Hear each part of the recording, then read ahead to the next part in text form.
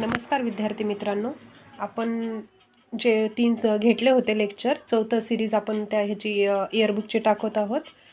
फक्त आपण पुस्तक काही कारणास्तव पुस्तकाची PDF नाही टाकू शकत. फक्त जे मी हँड नोट्स केलेले आहेत त्याच्यानुसार आपण घेऊया. पण तुमचं पूर्ण जे बुकमध्ये जे इयरबुक असतील, जे मार्केटमध्ये आहेत, त्यांचं पूर्ण कंटेंट मी कवर करेल. तर आपण बघूया. टॉपिक आहे कृषी व पर्यावरण घडामोडी. हाती गणना 2023मध्ये अहवाल आला होता त्याचा 14 ऑक्टोबर 2025ला. संस्था आहे भारतीय वन्यजीव संस्था. प्रोजेक्ट एलिफंट अंतर्गत देशातील पहिली DNA आधारित हाती गणना आहे. म्हणजे जे ह्याची गणना झाली होती ते DNA वर झाली होती. सर्वाधिक हत्ती असलेले राज्य बघा, कर्नाटक, आसाम, तमिळनाडू, केरळ, उत्तराखंड. कर्नाटक, आसाम, तमिळनाडू, केरळ, उत्तराखंड. हत्तीपैकी 60% पेक्षा जास्त हत्ती भारतात आहेत. भारतीय राष्ट्रीय वारसा हा प्राणी म्हणून घोषित करण्यात आला. देशात 33 हत्ती राखीव क्षेत्र आहेत. हत्तीची प्रादेशिक संख्या बघा, सर्वात जास्त कुठे आहे? पश्चिम घाट, नंतर ईशान्येकडील टेकड्या, ब्रह्मपुत्रा, पूर मैदानी प्रदेश आणि शिवालिक टेकड्या आणि गंगा मैदानी प्रदेश, मध्य भारत आणि पूर्व घाट. महाराष्ट्रातील 63 वने हत्ती आहेत. 26 सह्याद्री रांगेत आहेत आणि 37 गडचिरोलीमध्ये आहेत. आता 5 समुद्र किनाऱ्यांना ब्ल्यू फ्लॅग प्रमाणपत्र देण्यात आलेले आहे. ते जे ब्ल्यू फ्लॅग प्रमाणपत्र आहे ना, ते Denmark foundation for environmental education या संस्थेकडून प्रदान केले जाते. आता ह्याच्यामधल्या महाराष्ट्रामधल्या कोणत्या ह्याला समुद्र किनाऱ्याला भेटलेले ते बघा. श्रीवर्धन जे आहे रायगडमध्ये, नागाव जे आहे रायगडमध्ये. रायगडमधले 2 आहे, श्रीवर्धन आणि नागाव. आणि एक पालघर मधला आहे पारनाका. पालघरचं प आणि पारनाक्याचं प म्हणजे पारनाका पालघर. आणि 2 रत्नागिरी मधले आहेत, गुहागर आणि लाडघर घरघर. आता केरळमधील प्रसिद्ध कोझिकोड येथील कप्पड किनाऱ्याला आणि कन्नूरमधील 4 समुद्र किनाऱ्यांना ब्ल्यू फ्लॅग प्रमाणपत्र भेटलेलं आहे. आंध्र प्रदेशच्या विशाखापट्टणममधील ऋषिकोंडा बीचला प्रतिष्ठित ब्ल्यू फ्लॅग प्रमाणपत्र मिळाले. जे त्यांचं प्रमाणपत्र पहिलं घेतलं होतं, आता डबल ते प्रमाणपत्र त्या बीचला देण्यात आलेलं आहे, ऋषिकोंडा बीच. 1985मध्ये फ्रान्सने फ्लॅग प्रमाणपत्र हे उपक्रम सुरू केला होता 85मध्ये. आणि जागतिक स्तरावर ते कधी आलं? 2001मध्ये. आता आंतरराष्ट्रीय सौर आघाडीचे अधिवेशन 2025. आताची जी आवृत्ती होती ना, ती 8वी होती. आणि ठिकाण आहे भारत मंडप, दिल्ली. स्थापना झालेली आहे 30 नोव्हेंबर 2015मध्ये. मुख्यालय आहे गुरुग्राम, हरियाणा. जी संकल्पना होती हे आंतरराष्ट्रीय सौर आघाडीची, ती नरेंद्र मोदीची यांची होती. एकूण पूर्ण सदस्य आहेत 107 आणि करारावर स्वाक्षरी करणारे आहेत 124. आता 24वा देश जर म्हटलं तर मंगोलिया आहे. सुरुवातीला काय होतं, जे कर्कव्रत आणि मकरव्रत होतं ना, यांच्या दरम्यान जे पूर्ण जे देश येणार होते, म्हणजे कर्कव्रतावर आणि मकरव्रतावर तेवढ्याच देशांचा समावेश करायचं ठरवलं होतं. पण आता तसं नाहीये. आता जे संयुक्त राष्ट्रामध्ये सर्व सदस्य देश आहेत ते आपल्या सौर आघाडीमध्ये येऊ शकते. आता या सौर आघाडीचे उद्दिष्ट बघूया आपण.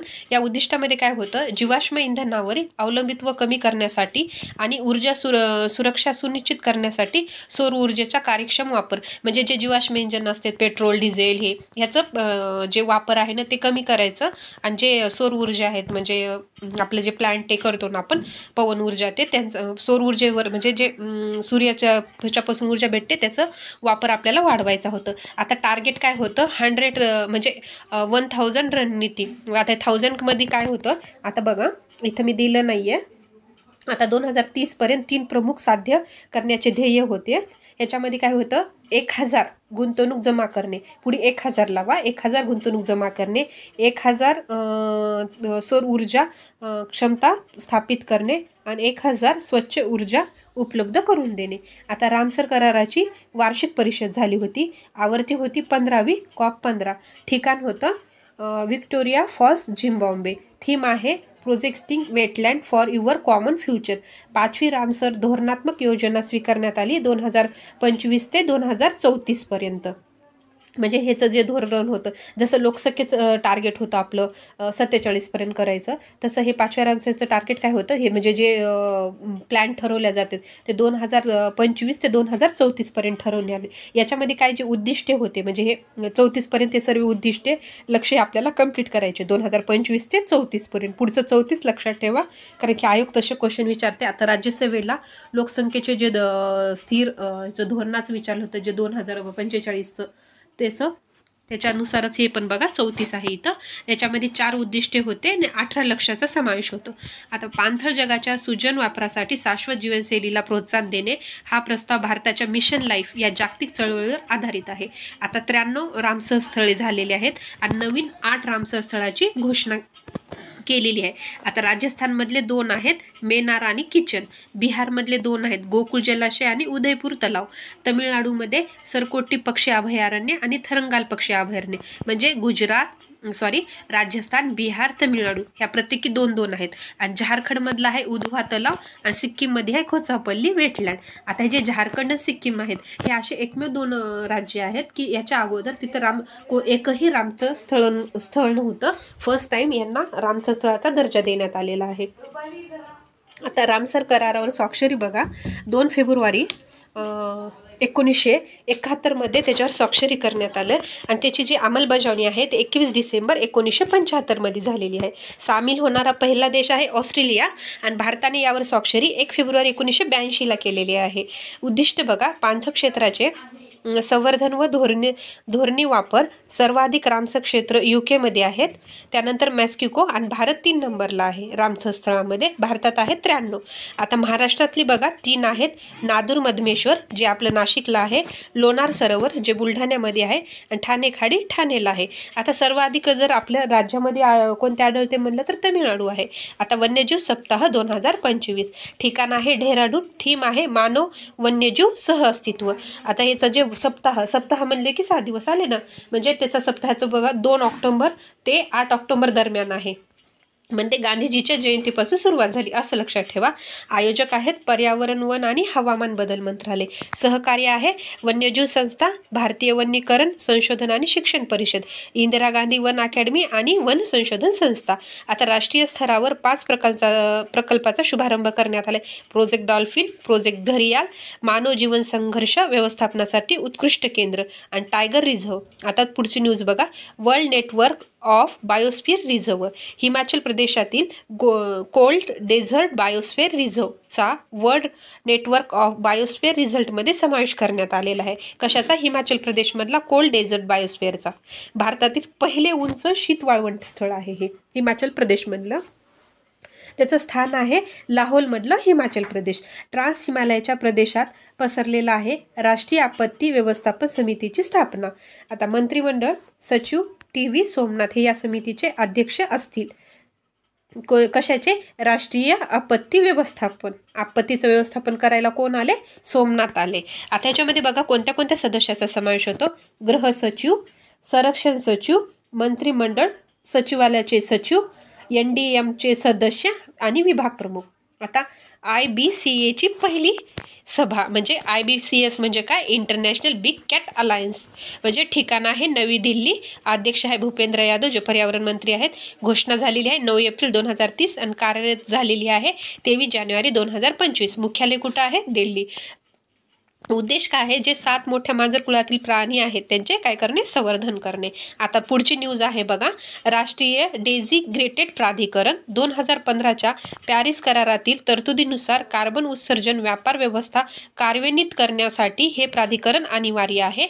अध्यक्ष आहेत पर्यावरण मंत्रालयाचे सचिव. कार्बन प्रकल्पांना मान्यता देणारी हे एक मॉडेल एजन्सी आहे. उत्सर्जन तीव्रता 2030 पर्यंत GDPची उत्सर्जन तीव्रता 2005च्या तुलनेने 45% कमी करणे. आता ह्याचं उत्सर्जनचे टार्गेट काय आहे? 2030 पर्यंत कमी करायचं आहे 45% हे लक्षात ठेवा. आता सागरी जैवविविधता करार बघा, 60 देशांनी राष्ट्रीय अधिकाऱ्याच्या पलीकडील जैवविविधतेवरील कराराला मान्यता दिलेली आहे. करारातील प्रमुख तरतुदी बघा, सागरी क्षेत्रामध्ये संरक्षण प्रदेशाची निर्मिती करणे, व्यवस्थापन, प्रभावीपणे मूल्यांकन. आता 2020 ते 2025 अहवाल यामध्ये 238 राष्ट्रीय उद्यान आणि वन्यजीव अभयारण्याचे मूल्यांकन करण्यात आलेले आहे. किती अभयारण्याचे मूल्यांकन करण्यात आलेले आहे? 434. आता पहिले 3 राज्य बघा, Kerala, Karnataka, Punjab. Very good rating असलेले एकमेव राज्य आहे केरळ. अव्वल प्राप्त केंद्रशासित प्रदेश आहे छत्तीसगड. सर्वाधिक गुण मिळणारे राष्ट्रीय उद्यान आहे एरविकुलम, केरळ. दाजिगाम, जम्मू काश्मीर. आता मंत्रालय आहे पर्यावरण, वन आणि हवामान मंत्रालय. आरवली ग्रीन वॉल प्रकल्प. उद्घाटन केलेले आहे 5 जून 2025 रोजी पर्यावरण दिन दिवशी याचं उद्घाटन झालेलं आहे. उद्घाटक कोण होते? नरेंद्र मोदी. उद्दिष्टे काय होते? आरवली टेकड्यामधील जंगलाची एक अखंड रेषा विकसित करणे. प्रकल्पाची गरज, आरवली बफर झोन सुमारे 42% जमिनीचा रॅस झालेला आहे. रॅस सुकलं आहे, रास असा करा झाला आहे. राजस्थानच्या उदयपूर जिल्ह्यात बफर झोनमध्ये सर्वाधिक रॅस क्षेत्र आहे. राज्यातील रॅस झालेले क्षेत्र बघा, राजस्थानमध्ये सगळ्यात जास्त रॅस झालेला आहे 81%. नंतर आहे गुजरात जे 15%, हरियाणा आहे 1.7%, दिल्ली आहे 1.6%. आता 16वी सिंहगणना झालेली आहे. कोणत्या राज्यात झाली? तर ती गुजरातमध्ये झालेली आहे. आता गुजरातमध्ये जिल्हानिहाय म्हणजे प्रत्येक जिल्ह्यामध्ये कोणत्या जिल्ह्यात सगळ्यात जास्त सिंहाची संख्या आहे? अमरेली. त्याच्यानंतर आहे गीर सोमनाथ. नंतर आहे जुनागड, भावनगर. गणना अचूक करण्यासाठी जसं आपण बघा ते ह्याचं मागचं जनगणना करायची होती तर तिथं DNAचं वापरलं होतं. आता इथं काय आहे? गणना अचूक करण्यासाठी डायरेक्ट बीट व्हेरिफिकेशन नावाची प्रणाली वापरलेली आहे. दर 5 वर्षांनी सिंहगणना होते. पहिली गणना झालेली आहे 1936ला जुनागडच्या नवाबाने केलेली आहे. भारताच्या किनारपट्टीची सर्वाधिक किनारपट्टी. आता हे भूगोलाच्या पण दृष्टीने इम्पॉर्टंट आहे क्वेश्चन. जे आता जर कुठली किनारपट्टी विचारली एखाद्या वेळेस भूगोलच्या ह्याच्यामध्ये पण येऊ शकतं क्वेश्चनमध्ये किंवा करंटशी रिलेटेड पण येतं. इथं किती आहे? 11,098.81. तर सगळ्यात जास्त किनारपट्टी कुणाला लाभलेली आहे? अंदमान निकोबार. जर होल विचारलं केंद्रशासित प्रदेश आणि राज्य जर म्हटलं तर अंदमान निकोबारची आहे 3083.50. आणि नुसतं राज्य जर विचारलं असतं तर गुजरातील किती आहे? गुजरात राज्याची 2340.62. तर आपल्या महाराष्ट्राची जर हे विचारलं तर 877.97. महाराष्ट्राची आणि भारताची लक्षात ठेवा. आणि जे टॉपचे राज्य आणि केंद्रशासित प्रदेश आहेत ते पण अंदमान निकोबार. सगळे होल राज्य केंद्रशासित प्रदेश म्हटलं तर अंदमान निकोबार. फक्त राज्य जर विचारलं असतं तर गुजरात आणि आपल्या महाराष्ट्राची जर विचारलं असतं तर 877.97. आता नेक्स्ट न्यूज बघा.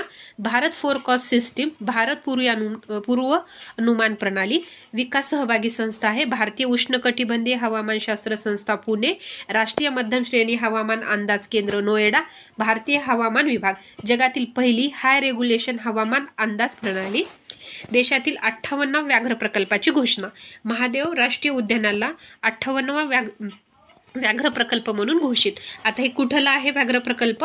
हा आहे मध्य प्रदेशमधला. आणि मध्य प्रदेशला हा 9वा प्रकल्प आहे. स्थान आहे शिवपुरी जिल्हा, चंबळ प्रदेश, मध्य प्रदेश. व्याघ्र प्रकल्पाची सुरुवात कधी झालेली आहे? 1 एप्रिल 1973. कधी? 1 एप्रिल 1973. उद्दिष्ट बघा, वाघाच्या नैसर्गिक अधिवासात त्याची सहकार्य संख्या सुनिश्चित करणे आणि जैवविविधतेचे रक्षण करणे. सर्वाधिक व्याघ्र प्रकल्प मध्य प्रदेशमध्ये आहेत 9. आणि आपलं जर महाराष्ट्रामध्ये विचारले असते 6 आहेत. आता हे 6 कोणते आहेत हे बघून घ्या. सर्वाधिक वाघाची संख्या जर विचारलं तर मध्य प्रदेशमध्ये आहे. सर्वाधिक वाघ असलेले प्रकल्प आहे जिम कार्पेट, उत्तराखंड, जे आपला पहिला व्याघ्र प्रकल्प म्हणून पण ओळखला जातो. राष्ट्रीय वन्यजीव मंडळाची बैठक भरली होती 3 मार्च 2025 गुजरात मधील गीर राष्ट्रीय उद्यानामध्ये. आणि फर्स्ट टाइम मोदी अशा वन्यजीव मंडळाचे अध्यक्षस्थान भूषवलेले आहे. नवीन संवर्धन प्रकल्प आणि कृती योजना. त्या कृती योजना कोणत्या कोणत्या आहेत? घरियासाठी नवीन प्रकल्प, राष्ट्रीय वन्यजीव मंडळ. आता राष्ट्रीय वन्यजीव मंडळाची स्थापना कधी झालेली आहे? 22 सप्टेंबर 2003. 22 सप्टेंबर 2003. तर अध्यक्ष कोण आहेत? पंतप्रधान. तरतूद बघा, वन्यजीव संरक्षण कायदा 1972. हे जे डेट मी डबल सांगते ना, कारण की आता आयोगाचा कल जो आहे तो फॅक्च्युअल डाटा आणि खास करून डेटवर सरळ विचारत आहे, म्हणून मी हे जे डेट आहे ते तुम्हाला डबल रिकॉल करण्यासाठी घेते. पहिली डॉल्फिन गणना बघा. पहिली डॉल्फिन गणना सर्वेक्षण करणारी संस्था आहे भारतीय वन्यजीव संस्था, कालावधी आहे 2021 आणि 2023 दरम्यान, दर 4 वर्षांनी केली जाते. वितरण आहे गंगा नदीचा मुख्य प्रवाह आणि नदीच्या उपनद्या, ब्रह्मपुत्रा प्रवाह. सर्वाधिक डॉल्फिन असलेले राज्य आहे यूपी, बिहार, पश्चिम बंगाल, आसाम. गंगेतील डॉल्फिनला सुसू या नावाने ओळखले जाते.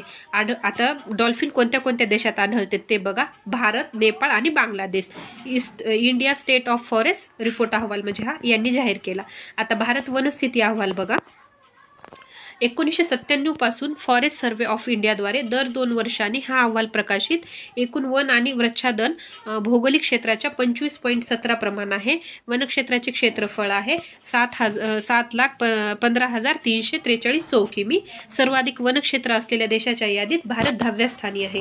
भारताचं स्थान किती आहे वनक्षेत्राच्या बाबतीत? 10वा आहे. आणि जर फर्स्ट रँक म्हणलं तर रशिया आहे. रशिया क्षेत्रफळाचे मोठा आहे आणि वनक्षेत्र जरी विचारलं तरी पण रशियाच येतो. सर्वाधिक वनक्षेत्र वाढ जर म्हटलं तर मिझोराम आहे. सर्वाधिक वन आणि वृक्षादन क्षेत्र म्हटलं तर त्याचा रँक बघा. मध्य प्रदेश, अरुणाचल प्रदेश, महाराष्ट्र. सर्वाधिक वनक्षेत्र असलेले राज्य म्हटलं तर मध्य प्रदेश, अरुणाचल प्रदेश. सर्वाधिक प्रमाण जर म्हटलं तर लक्षद्वीप, मिझोराम. देशातील बांबूचे क्षेत्रफळ बघा. सर्वाधिक क्षेत्रफळ आहे मध्य प्रदेश, अरुणाचल प्रदेश, नंतर आहे महाराष्ट्र. सर्वाधिक वाढ जर झालेला प्रदेश म्हटला तर अरुणाचल प्रदेश. घट जर म्हटलं तर कर्नाटक. सर्वाधिक कार्बन साठा बघा. अरुणाचल प्रदेश, मध्य प्रदेश, छत्तीसगड, महाराष्ट्र.